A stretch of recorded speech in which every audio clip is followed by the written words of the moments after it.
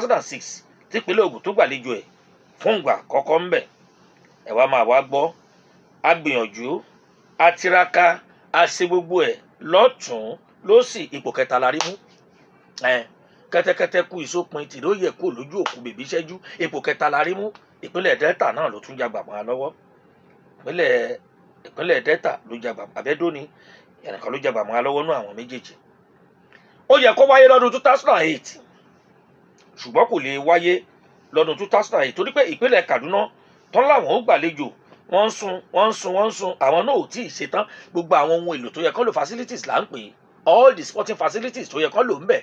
wọn ò tí ì parí ẹ̀. Wọ́n bá jagbà lọ́wọ́ wọn pé ẹ lọ jókòó, ẹ mọ mẹ̀mẹ̀, bẹ́ẹ̀ bá sì mọ mẹ̀mẹ̀ ẹ lè mọ mẹ̀mẹ̀, ẹ lọ jókòó. Wọ́n wá gbé fún Port Harcourt yẹn nípínlẹ̀ Rivers lọ́dún 2010.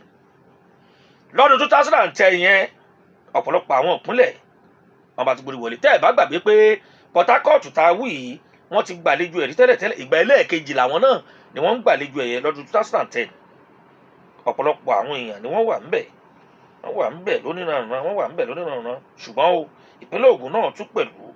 láti bá wọn kópa ńbẹ̀, léyìí tó túmọ̀ sí pé ó dùn ó lárinrin. Ìgbó di lọ́dún 2012 ìpínlẹ̀ Èkó ni Èkó ìṣáá ni wọ́n tún padà sí ìpínlẹ̀ Èkó lọ́dún 2012. Ṣé ẹ sì mọ̀ pé ìpínlẹ̀ Èkó ti gbàlejò ẹ̀ lọ́dún 1973 lákọ̀ọ́kọ́ ni wọ́n kọ́ gbàlejò ẹ̀, 1975 wọ́n ti gbàlejò ẹ̀, 1989 wọ́n ti gbàlejò ẹ̀. Ìgbà yẹn la sọ pé Samuel Okparaji kú, wọ́n ti gbàlejò ẹ̀. Ẹlẹ́ẹ̀kẹrin tí wọ́n tún gbà lálejò òun ni tọdún 2012 wọ́n gbàlejò ẹ̀, ìyẹn ní Teslim Balógun.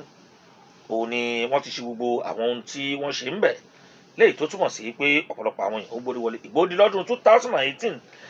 Ẹ mọ nǹkan tó ṣẹlẹ̀ ní pé ó yẹ kí gbogbo nǹkan yìí kó tó ti wáyé kó tó 2018 ṣùgbọ́n ṣá oríṣiríṣi àwọn nǹkan ló ṣẹlẹ̀ lórí Nàìjíríà ńgbà náà. Torí pé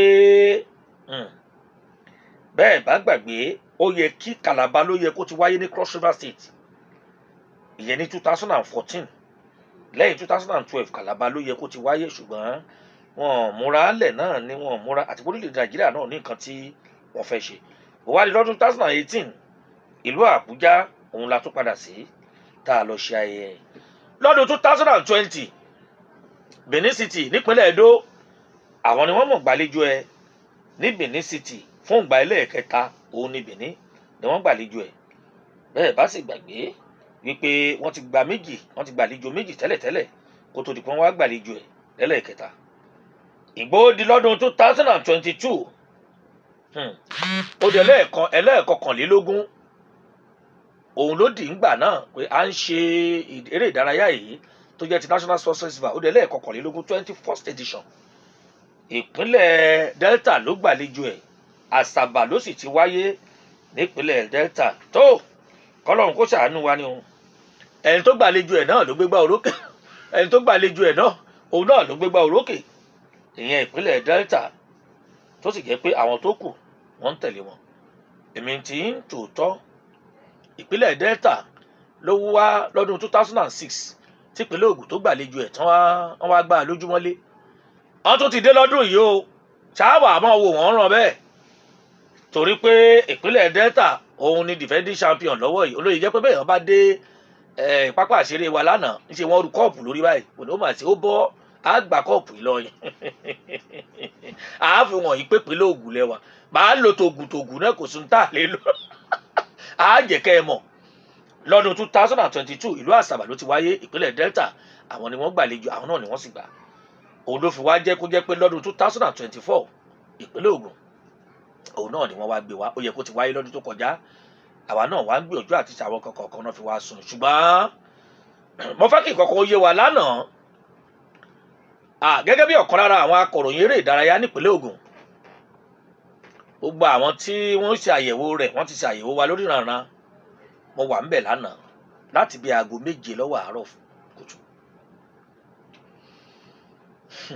Ọlọ́run ọba kó ṣàánú wa. Wọ́n ti sọ náà pé ara ohun tó ṣe àgbékalẹ̀ eré ìdárayá yìí ni pé kó lè jẹ́ kí ìṣọ̀kan kó lè wà lórílẹ̀‐èdè Nàìjíríà. Ẹ mọ̀ ṣàkíyèsí kò sí kankan tó lè mọ̀ ṣẹlẹ̀ sí wa lórílẹ̀‐èdè Nàìjíríà. Bá a bá ti gbọ́ pé orílẹ̀‐èdè fẹ́ gbá eré bọ́ọ̀lù aláfẹsẹ̀gbá á gbàgbé gbogbo ohun tá a ti ní tà ń bára wa jà tẹ́lẹ̀tẹ́lẹ̀.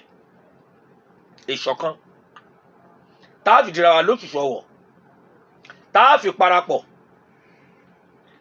yàtọ̀ sípínlẹ̀ Benue tí ò bá wọn kópa nínú pé àmáàṣì lánàá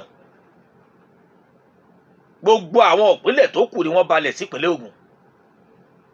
bẹ̀rẹ̀ láti Abia, Anambra ni gbogbo wọn pátá òun ni wọ́n ró dẹ́dẹ́ tí wọ́n dúdú lánàá táwọn náà tí wọ́n wà ní pápá àṣeré ẹ mọ̀ pé wọ́n ti yorúkọ pápá àṣeré Kútọ̀ wọ́n ti yí padà ó ti di Moshood MKO Abiola Sporting Arena òun ni wọ́n yorúkọ rẹ̀ sí náà nísìnyí tẹ́lẹ̀tẹ́lẹ̀ MKO International Stadium ni ṣùgbọ́n ohun tó fà ní pé torí kò lè yọ pọ̀lọpọ̀ ò ní pé tẹ́lẹ̀tẹ́lẹ̀ pápá àṣeré tó jẹ́ ti bọ́ọ̀lù aláfẹsẹ̀gbá ká sì sáré káàkiri ìkan tó wà ń bẹ̀ náà là ní bàbá fẹ́ gbàlejò eré ìdárayá swimming wà ń bẹ̀ àmọ́ lọ wá ibi tá a ti lọ kó wọn sínú ibi tí wọ́n mọ̀ wẹ̀ bí ẹja lawn tennis wà ń bẹ̀ sports club wọ́n ti lọ ṣe ní 2006 oríṣiríṣi àwọn eré tó yẹ kí ìpínlẹ̀ Ògùn tó yẹ ká ní fúnra wa a máa lọ yá lọ́dọ̀ àwọn èèyàn ni ṣùgbọ́n ní eléyìí tí wọ́n gbàlejò èyí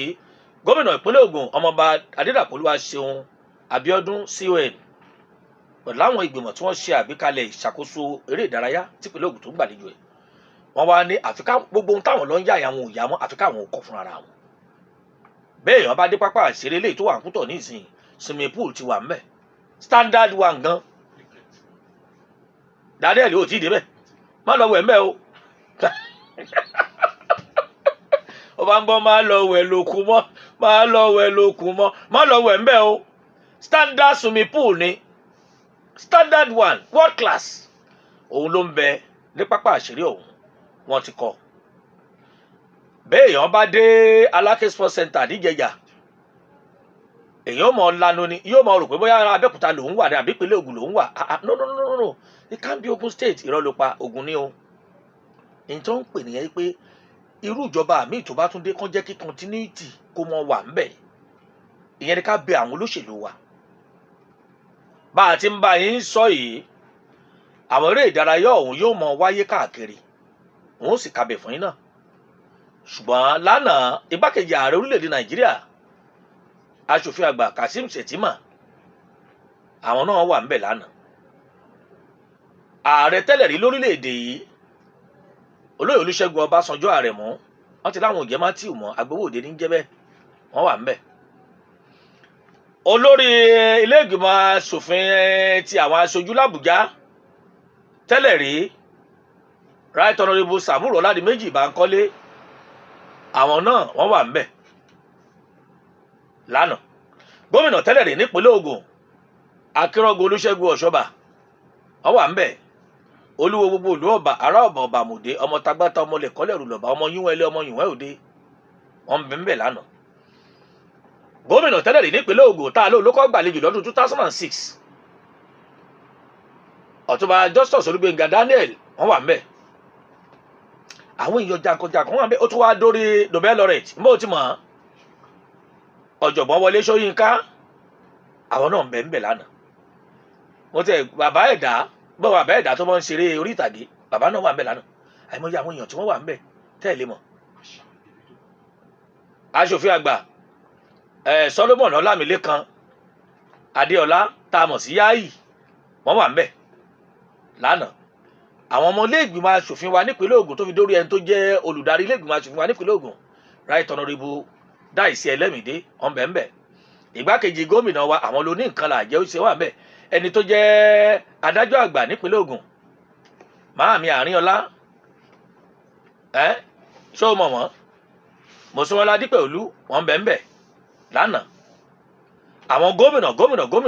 wọ́n wà ń bẹ̀ gómìnà ìpínlẹ̀ Ọ̀ṣun ó ń bẹ̀ ń bẹ̀ Nurudeen Jackson Adeleke ń bẹ̀ ń bẹ̀ Òdòdó tó jẹ́ tìpínlẹ̀ Kogi ó ń bẹ̀ ń bẹ̀ àbí gbogbo àwọn gómìnà tí ò lè wá wọ́n fi igbákejì wọn fi ránṣẹ́ tí wọ́n wà ń bẹ̀ lánàá àwọn ọmọ ìpínlẹ̀ Ògùn kan wà tó jẹ́ pé wọ́n jẹ́ alákòóso Wálé Ẹdùn wà ń bẹ̀ àtàwọn tó kù rẹ̀ àwọn fọ́mà àwọn ilé-ìgbìmọ̀ aṣòfin tó jẹ́ fọ́mà tẹ́lẹ̀tẹ́lẹ̀ wọ́n wà ń bẹ̀ àwọn alága ìjọba àbílẹ̀ wọ́n kún bẹ̀ àwọn kánsílọ̀ wọ́n wà ń bẹ̀ gbogbo àwọn ẹgbẹ́ ọlọ́jà àwọn ọlọ́kọ̀ èrò oríṣiríṣi àwọn èèyàn àwọn tíṣà gbogbo wọn pátá wọ́n wà ń bẹ̀ àwọn oníṣẹ́ ọwọ́ àwa báyìí náà àwa náà wà ń bẹ̀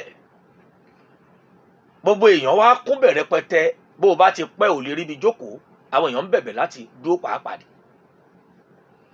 bí èèyàn bá débẹ̀ lánàá òun ni yóò mọ ohun tó ṣẹlẹ̀ ńbẹ̀ ó wà kọ́lọ́fù báyìí olóyìnbó wọ́n ṣe bó ti yẹ kí wọ́n ṣe àgbékalẹ̀ tó dáa àwọn eléré wa ti ń dá wa lára yá tó jẹ́ tìpínlẹ̀ Ògùn State Cultural Troupe wọ́n wà ńbẹ̀ tí wọ́n dá a lára yá gan ẹ wá wo gẹ̀lẹ̀dẹ́ kẹ ẹ wá wo ìgúnnu kítí kan kítí kàrà kan kàrà kẹ ẹ wá wo eégún kẹ ẹ wá wo ẹ̀yọ̀ wọ́n wà ńbẹ̀ lánàá ìyìn tó wá yà mí lẹ́nu rèé tó ọmọ Davido Adeleke wọ́n lóun gangan òun ni ó kọrin àkọ́gbẹ̀yìn ọmọ yìí báwọn èèyàn ṣe gbọ́ pé ó ti dé báyìí kò tí ìyá tí ó kọrin gbogbo àwọn tí wọ́n wà níbi tí wọ́n wà oníkálukú bẹ̀rẹ̀ sí í jábọ́ látòkè ni wọ́n fẹ́ wá bá Davido níbi tó wà ìbò wáyá tí wọ́n wá pe Davido Adeleke wá kọrin fún wa ń bọ̀ wọ̀ pẹ́gbọ́n rẹ̀ ní gómìnà ìpínlẹ̀ Ọ̀ṣun tó bẹ̀rẹ̀ sí í kọrin báyìí Ọlọ́run ló ní kí gíláàsì tí wọ́n ṣe sọ́wọ́ òkè lọ́dọ̀ àwọn VIP kó nípọn bí gómìnà ń ṣe tóbi tó ara òsáde wúwo kálára ọmọ lè dà bó ṣe gbọ́ bábùrọ̀ ẹ̀ ṣe kọrin lọ́ọ̀kan báyìí ó fò sókè báyìí tóun náà náwó báyìí ni àfìgbà tí gómìnà wa ń pè lóògùn lọ́rọ́ mú pé láì ṣe eégún ó ti tọ́ tó rè rọ́ mú gbogbo àwọn nǹkan tó ṣẹlẹ̀ lánàá táwọn èèyàn jàǹkànjàǹkàn tán wọnú agbàlejò lánàá nípínlẹ̀ Ògùn gbogbo àwọn ìpínlẹ̀ pátá gbogbo wọn ní bẹ́ẹ̀ gbogbo àwọn lọ́gàlọ́gà wọn àwọn akọni wọn olùkọ́ wọn gbogbo wọn ni wọ́n bẹ́ẹ̀ tínú àwọn èèyàn dùn ṣùgbọ́n bí tí mo wá ń lọ rèé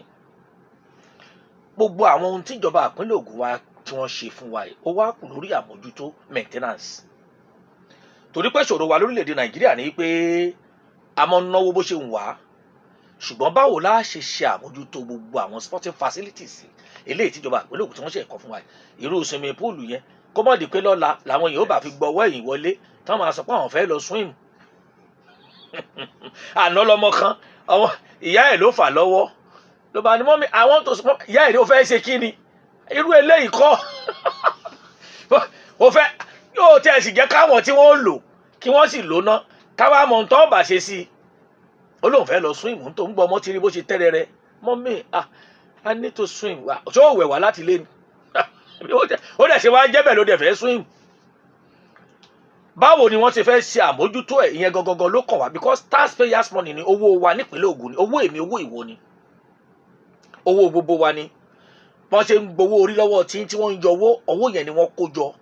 òun ni wọ́n fi ṣe ohun tí wọ́n ṣe lọ́pọ̀lọpọ̀ yìí báwo ni wọ́n ṣe fẹ́ maintain ẹ̀ gangan àmójútó maintenance gangan òun la nílò nípínlẹ̀ Ògùn lórí gbogbo ohun tí wọ́n kó jọ lẹ̀ fún wa bí mo ti ń bá yín sọ̀rọ̀ yìí gbogbo àwọn fáǹfààní gbogbo àwọn èèyàn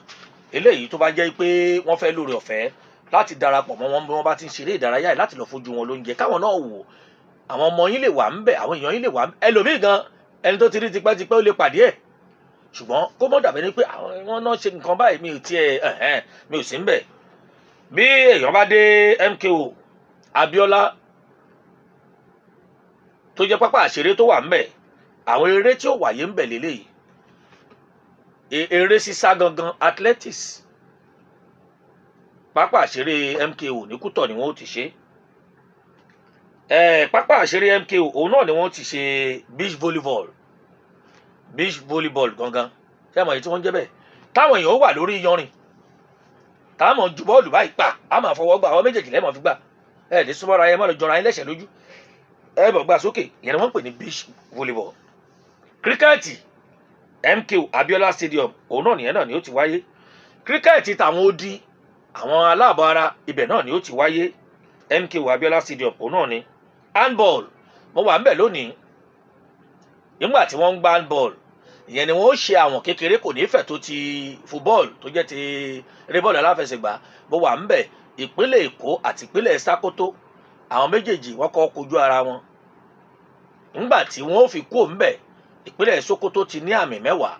ìpínlẹ̀ Èkó ti ní àmì 10 ìpínlẹ̀ Sákótó ti ní àmì 8 kó tó di pé mo tún kúrò àtúngbàbò míì lọ ìyẹn ni wọ́n ń gbá lónìí ó sì ń tẹ̀ wájú bẹ́ẹ̀ àwọn tí wọ́n ní ìpèníjà ara àwọn yẹn náà wọ́n máa sá eré sísá tiwọn MKO yìí náà ní Kútọ̀ bákan náà àwọn oníwẹ̀ àwa tá a bá mọ̀ ọ́ wẹ̀ kì í ṣe bí wọ́n pè yín ó kẹ́kọ̀ọ́ wòran ní o wọ́n ti má wọn tí wọ́n mọ̀ àwọn tí wọ́n wẹ̀ swimming MKO Abiola náà ni wọ́n ti ṣe. Tennis ṣé o ti mọ tennis yẹn lawn tennis ni o ọmọ pé kan wà èyí tó ń pè ní long ni tígi rẹ̀ gùn èyí tó jẹ́ table nítorí tábìlì ìyẹn ni ó wáyé ní Aláké Sports Center tó wà ní Ìjẹ̀jà ṣùgbọ́n lawn tennis Kútọ̀ òun náà ni yóò ti wáyé. Èmi wá ní badminton yóò wáyé ní Kútọ̀. Àwọn baseball tó jẹ́ tàwọn ọkùnrin ìyẹn ni ó mọ̀ wáyé ní Aláké Sports Center, badminton náà Aláké Sports Center àti bẹ́ẹ̀ bẹ́ẹ̀ lọ. Gymnastics tí ó mọ̀ tó jẹ́ gymnastics àwọn kan tí ó mọ̀ ọ̀rọ̀ báyìí tí ó mọ̀ ọ̀rọ̀ tí ó mọ̀ ọ̀rọ̀ ra wọn bẹ́ẹ̀ ni pé kò sí egun lára wọn ìyẹn wọ́n ń pè ní gymnastics yìí ìyẹn náà ó mọ̀ wáyé ní Aláké Sports Center fún àwọn èèyàn fún àǹfààní àwọn tí wọ́n bá fẹ́ lọ láti lọ wò wọ́n bẹ̀. Volleyball náà ìyẹn ó mọ̀ wáyé ní Aláké Sports Center òní volleyball ni ó ti mọ̀ wáyé ṣùgbọ́n golf mọ̀mọ́ yìí tó máa ń fi gbígbá lẹ̀ẹ́lẹ̀ tí wọ́n gbà báyìí tí kìnìyàn ó mọ̀ fò lọ kò gbọ́dọ̀ bàyàn lójú ṣá ìyẹn ni wọ́n ń pè ní golf yẹn gangan ìyẹn ó mọ̀ wáyé ní Abẹ́òkúta golf club bó mọ̀ bí tó wà lọ́nà Òkè Mọ́sàn ibẹ̀ nìyẹn ni ó ti mọ̀ wáyé. Boxing Abẹ̀ṣẹ́kù bí òjò Baptist Boys High School òun ni ó ti wáyé ilé ẹ̀kọ́ BBHS tó wà ní Òkè Ṣàgẹ́ ibẹ̀ ni ìyẹn ni yóò ti mọ̀ wáyé ìyẹn ni wọ́n ń pè ní boxing. Ìkan tó wà tó ń pè ní kickboxing bẹ́ẹ̀ bá gbára yín lẹ́sẹ̀ tó máa gbára yín pa àti pa àtẹ̀ṣẹ́ nìyẹn kickboxing ni wọ́n ń pè ìyẹn náà yóò mọ̀ wáyé ní Baptist Boys High School ní Òkè Ṣàgẹ́ ní BBHS. Kung Fu fún àǹfààní ẹ̀yin tí ẹ bá fẹ́ jẹ́ wo Kung Fu Ìkẹ́nnẹ́ lẹ́ lọ Ìkẹ́nnẹ́ ibẹ̀ lẹ́ẹ̀ ti lọ wo Kung Fu. Karate ìyẹn náà Ìkẹ́nnẹ́ ló wà. Wrestling ìyẹn náà wà ń Kẹ́nnẹ́. Ìjàkadì ẹkẹ kámọ ja ẹkẹ ìyẹn náà wà ní Ìkẹ́nnẹ́. Bákan náà weightlifting kámọ gbé àwọn orin sókè báyìí ìyẹn wà ní ọ̀dọ̀ àwọn tí wọ́n jẹ́ àgùnbánirọ̀ ní bùbá wọn bẹ̀ ló wà ìyẹn nílùú Ṣàgámù ibẹ̀ ni. Ẹ̀yin tí ẹ bá fẹ́ wòran pa ayò